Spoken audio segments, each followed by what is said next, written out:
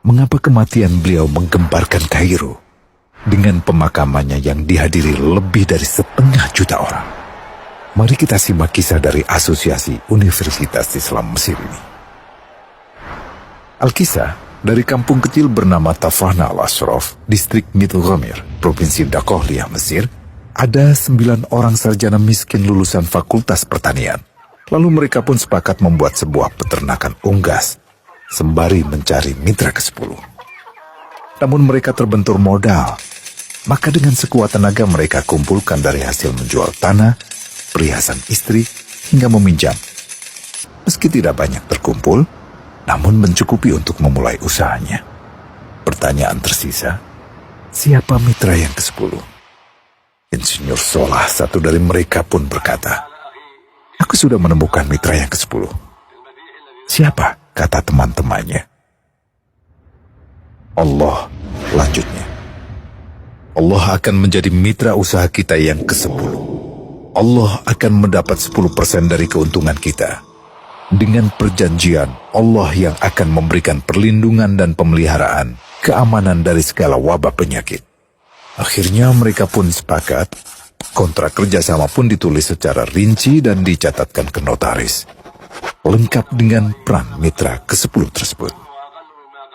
Tak disangka, setelah 1 musim bisnis mereka langsung meroket, jauh dari yang dibayangkan sebelumnya. Lalu mereka pun kembali bersepakat menambah jatah keuntungan mitra ke-10 menjadi 20% di musim kedua, dan begitu seterusnya hingga mencapai 50%. Lalu bagaimana keuntungan mitra ke-10 itu dialokasikan? Dimulai dengan membangun sekolah dasar Islam putra, lalu lanjut putri, kemudian sekolah menengah putra, kemudian putri. Tambah lagi madrasah aliyah putra, lalu putri. Tapi karena keuntungan terus membanjir, akhirnya dibentuklah Baitul Mal. Dan mereka pun mengajukan ke pemerintah untuk membangun universitas di kampung. Awalnya ditolak dengan alasan tiadanya akses bagi para mahasiswa.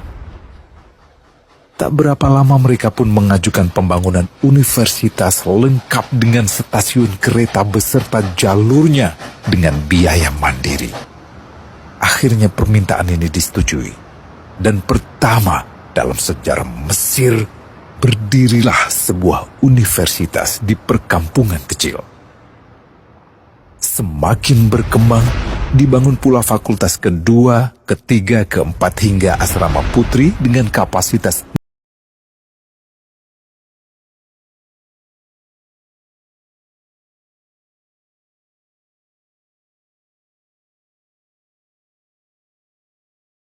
tak cukup hanya itu.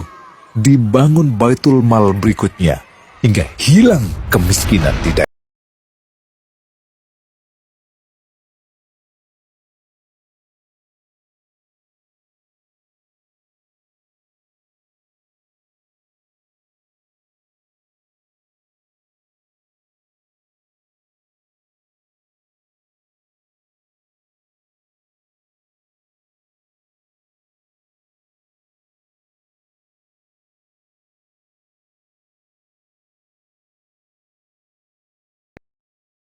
Pada saat panen raya, seluruh penduduk dikirimi paket sayur. Di hari pertama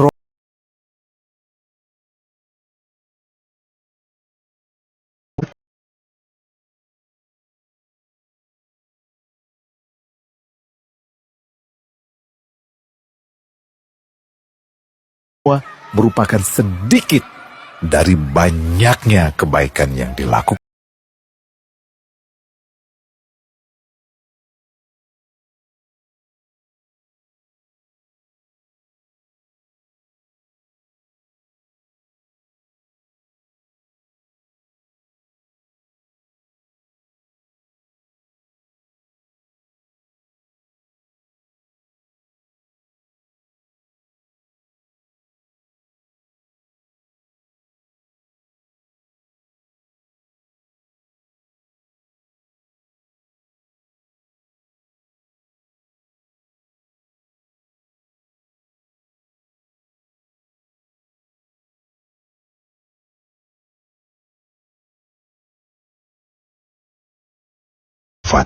terbayang seluruh amal jariahnya yang selalu mengalir untuknya.